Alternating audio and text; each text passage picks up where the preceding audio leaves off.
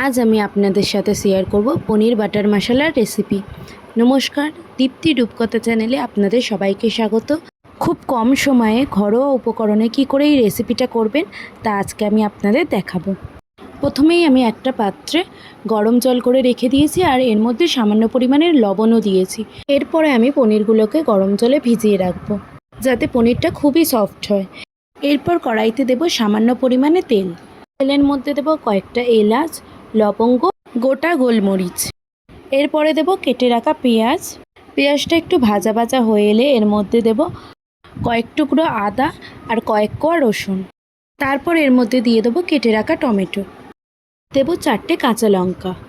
এরপর ভালোভাবে এটা মিক্স করে নিয়ে দিয়ে দেবো এর মধ্যে 6-7টা কাজু আর দেব লবণ, সামান্য পরিমাণে কাশ্মীরি লঙ্কা গুঁড়ো আর হলুদ গুঁড়ো। ভালোভাবে এটাকে মিক্স করে নিয়ে এর মধ্যে জল ঢেলে দেবো। জল ঢেলে দিয়ে এটাকে আমি নরম হতে দেবো খানিকক্ষণের জন্য। এটা ভালো মতো নরম হয়ে গেছে। এবার এটাকে ঠান্ডা করে নিয়ে এটা একটা স্মুথ পেস্ট বানিয়ে নেব। এরপর সেই কড়াইতে দেবো সামান্য পরিমাণে তেল আর 1 টুকরো বাটার। এর মধ্যে দিয়ে দেবো দারচিনি। যেই পেস্টটা বানিয়ে রেখেছিলাম সেই পেস্টটা এবার ঢেলে দিলাম। এর মধ্যে দেবো কাশ্মীরি লঙ্কা গুঁড়ো, হলুদ গুঁড়ো আর দেবো ধনে গুঁড়ো। ভালোভাবে এটাকে মিক্স করে নেব। ভালোভাবে কষিয়ে নিয়ে এর মধ্যে পেস্টগুলো জলটাই দিয়ে দেবো।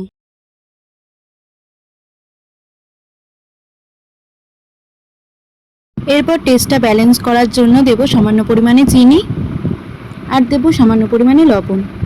ভালোভাবে গ্রেভিটা ফুটে উঠলে গরম জলে ভিজিয়ে রাখা পনিরগুলো গ্রেভির মধ্যে দিয়ে দেবো।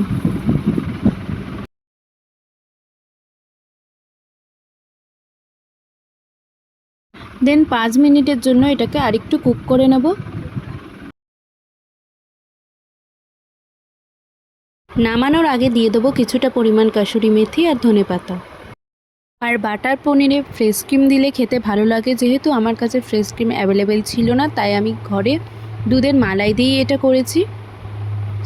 এরপরে দিয়ে দেবো বাটার পনিরে অবশ্যই বেশি পরিমাণেই বাটার দিতে হবে।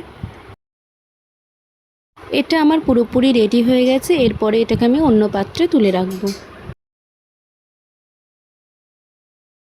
দেখেই কতটা লোভনীয় লাগছে। এটা ভাত, রুটি যে কোনো কিছুর সাথে আপনারা সার্ভ করতে পারেন।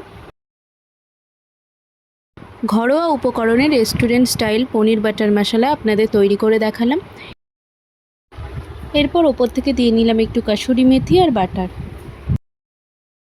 এরকম যদি আরও রান্নার ভিডিও দেখতে হয় তাহলে আমার চ্যানেলটিকে সাবস্ক্রাইব করে পাশে থাকবেন। আর এই রেসিপিটা কেমন লাগলো কমেন্ট করে জানাতে ভুলবেন না। সবাই ভালো থাকবেন।